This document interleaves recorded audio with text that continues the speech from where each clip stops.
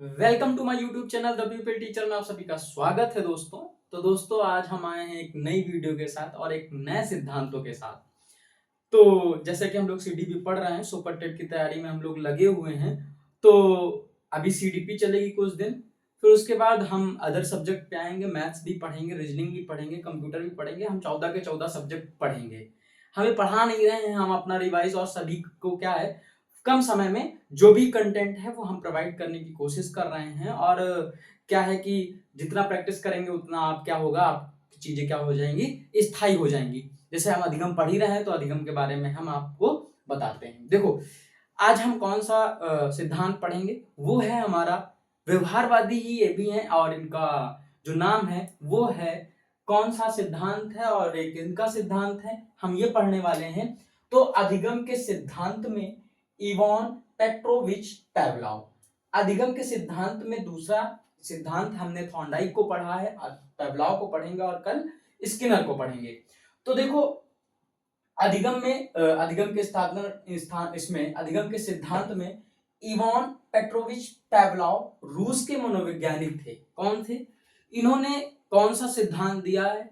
इन्होंने दिया है, समझ जाते हैं। कमेंट आया था कि सर बोल्ड दिखता नहीं है, नोट्स बनाने होते हैं। तो देखो शास्त्रीय अनुबंधन का सिद्धांत, अनुकूलित अनुक्रिया का सिद्धांत, अनुकूलित प्रत्यावर्त का सिद्धांत, संबंध प्रतिवाद का सिद्धांत, reflex conditioning theory, classical conditioning theory.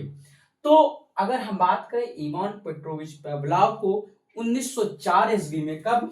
1904 ईस्वी में इनको एक नोबेल पुरस्कार दिया गया। किसमें? नोबेल पुरस्कार दिया गया। किस क्षेत्र में दिया गया? चिकित्सा के क्षेत्र में इनको क्या दिया गया था? चिकित्सा के क्षेत्र में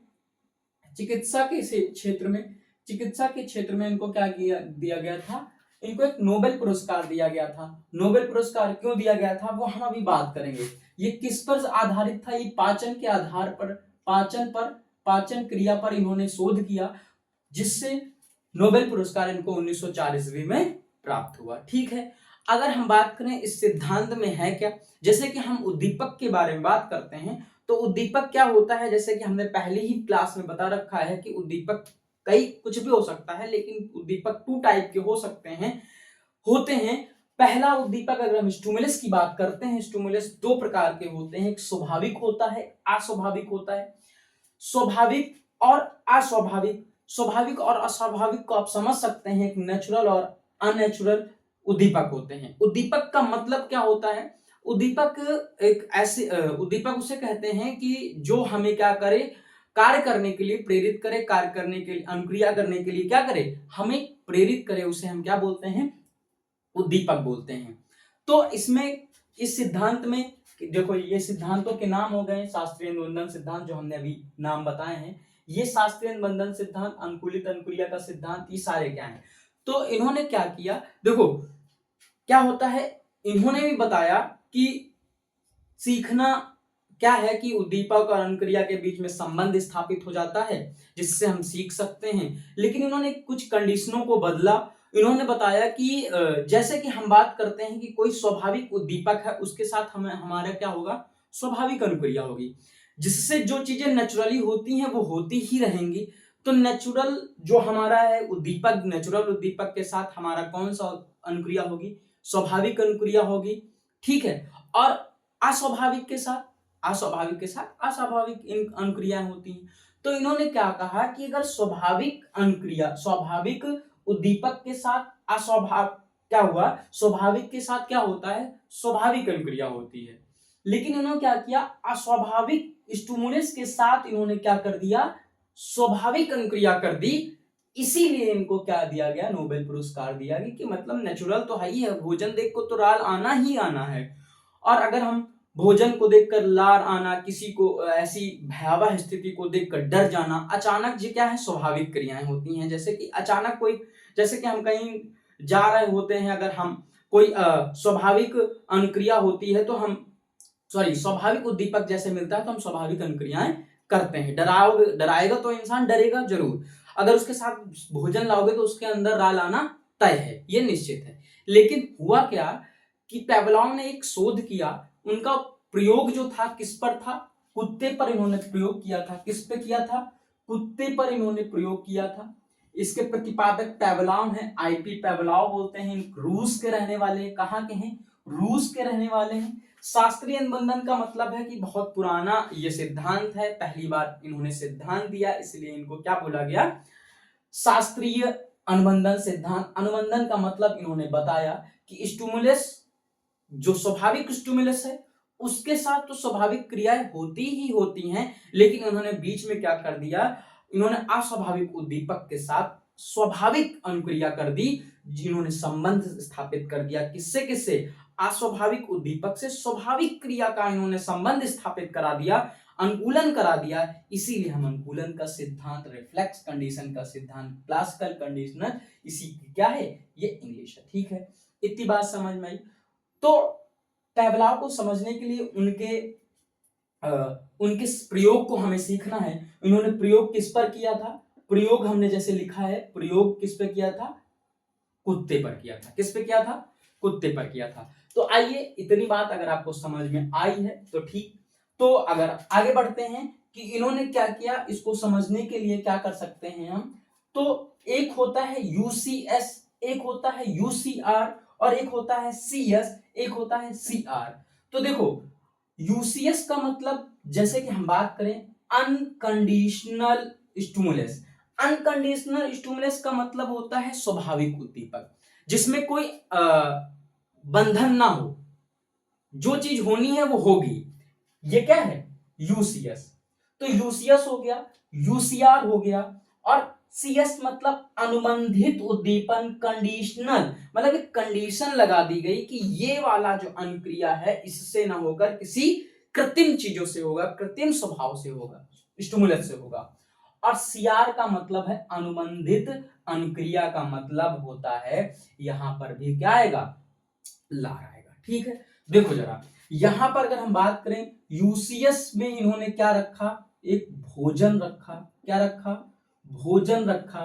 मतलब कुत्ते को क्या किया इन्होंने? कुत्ते को चेक किया कि अगर कुत्ते को भोजन दिया जाता था उसे राल आती थी। ठीक है, तो इन्होंने क्या किया? भोजन से पहले क्या करी? घंटी बजाई, और उस घंटी से राल आना प्रारंभ हो गया।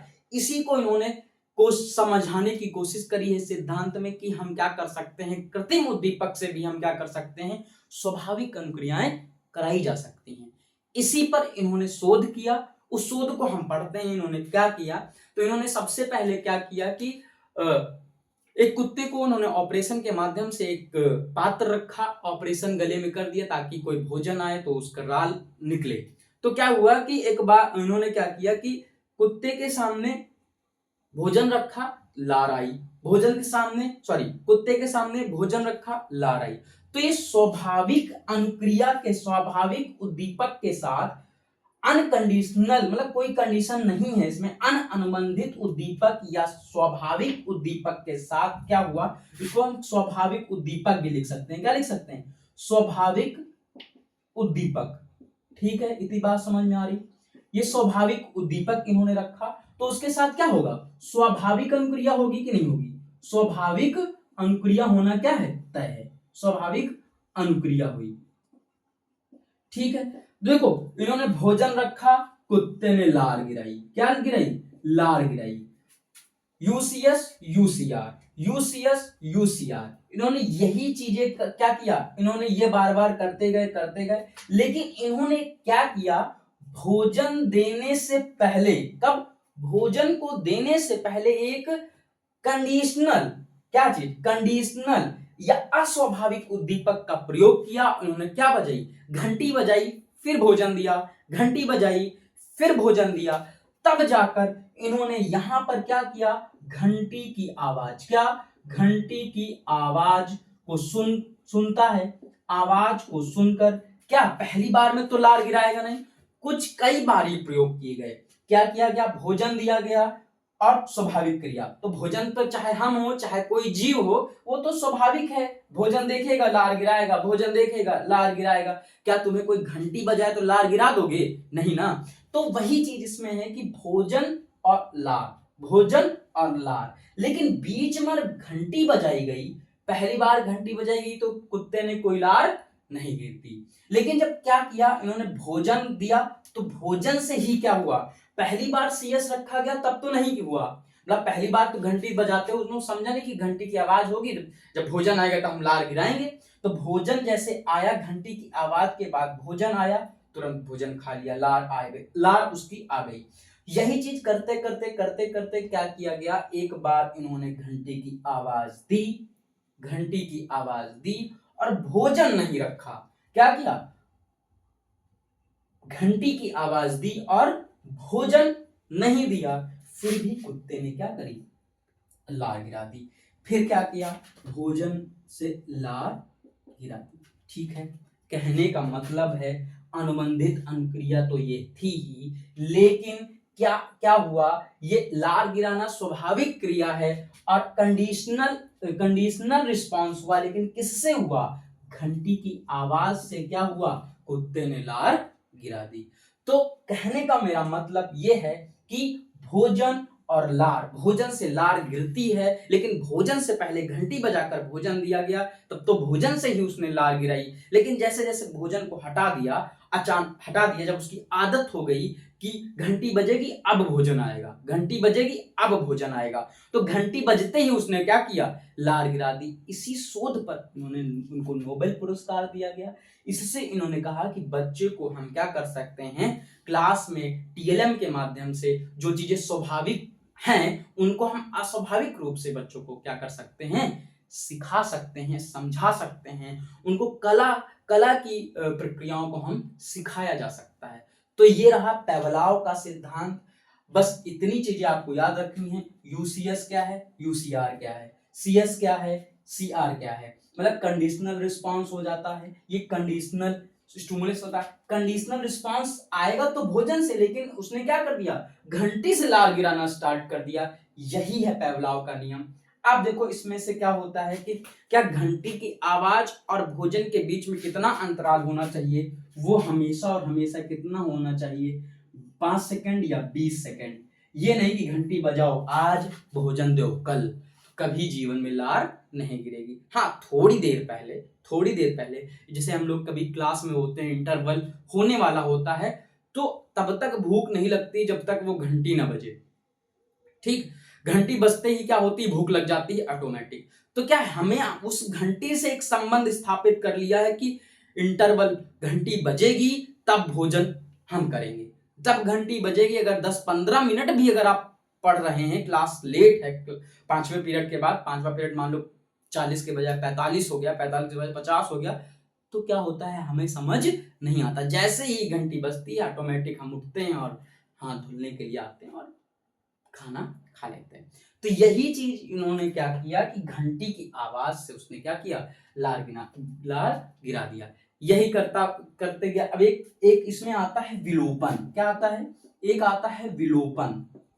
विलोपन क्या है, विलोपन का मतलब क्या होता है, ये मतलब कंडीशनल स्टिमुलस से हम लार गिरवा रहे हैं बार बार, लेकिन वो एक बार गिराएगा, 2 बार गिराएगा, 3 बार गिराएगा, लेकिन उसको एक समय बाद अगर भोजन नहीं दोगे तो लार गिराना क्या कर देगा, बंद कर देगा।